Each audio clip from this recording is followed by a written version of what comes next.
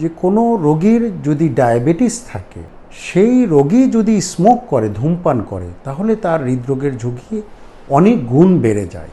আসসালামু আলাইকুম, আমি ডাক্তার আ.ন.ম মনোয়ারুল কাদির, সহকারী অধ্যাপক, বাংলাদেশ মেডিকেল বিশ্ববিদ্যালয়, পিজি হসপিটাল। আজকে একটি ছোট্ট বিষয় নিয়ে আলাপ করতে চাই।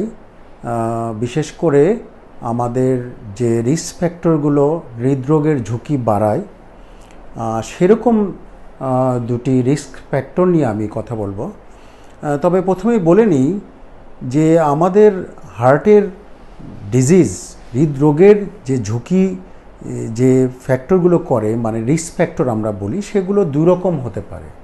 একটি হলো মডিফায়েবল, একটি হলো নন মডিফায়েবল। মানে এক কিছুকে নিয়ন্ত্রণ করা যায়, আর অনেকগুলো আছে যেগুলোকে নিয়ন্ত্রণ করা যায় না। নিয়ন্ত্রণ করা যায় না কোনগুলো?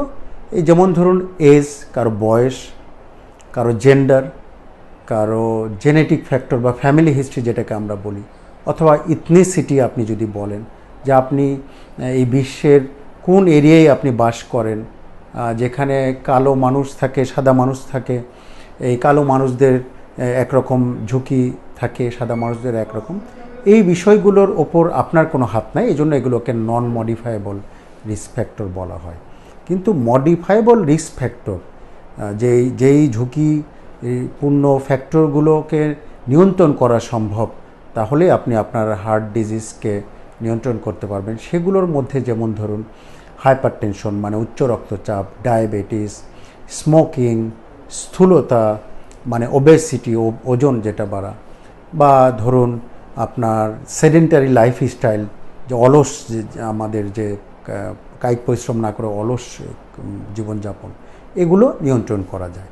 তবে আজকে আমার মূলত যেটি নিয়ে আমি সবচেয়ে মূলত কথা বলতে চাই, সেটি হলো যে কোনো রোগীর যদি ডায়াবেটিস থাকে, সেই রোগী যদি স্মোক করে, ধূমপান করে, তাহলে তার হৃদরোগের ঝুঁকি অনেক গুণ বেড়ে যায়। যেমন ধরুন যে আপনার যদি হাইপারটেনশন থাকে, ডায়াবেটিস থাকে, আপনার ফ্যামিলিতে হার্ট ডিজিজ থাকে, তাহলে এগুলো প্রতিটা এক একটি রিস্ক ফ্যাক্টর।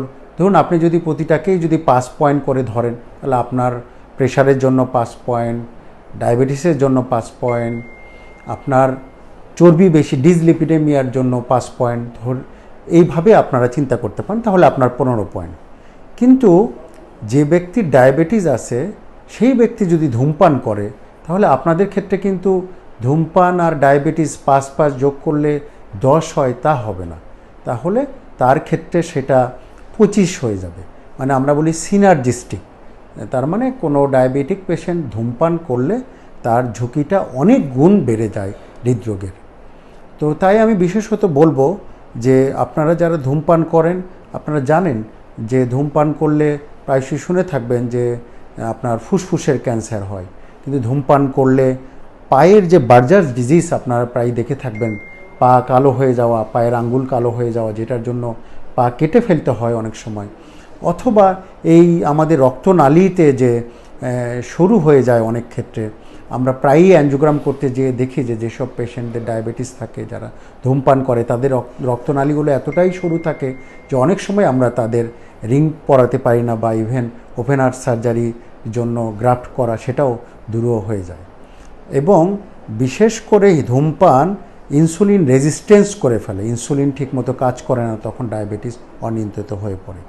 তাই আমি বলবো আপনারা ধূমপান যারা করেন তারা অবশ্যই এটি পরিহার করবেন, এবং কখনোই আপনার পরিবারের অন্য সদস্যের সামনে ধূমপান করে তাদেরকে ঝুঁকির মধ্যে ফেলবেন না।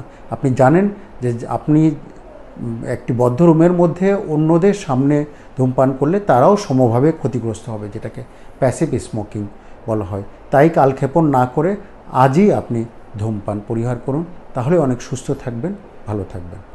আসসালামু আলাইকুম, সবাইকে ধন্যবাদ।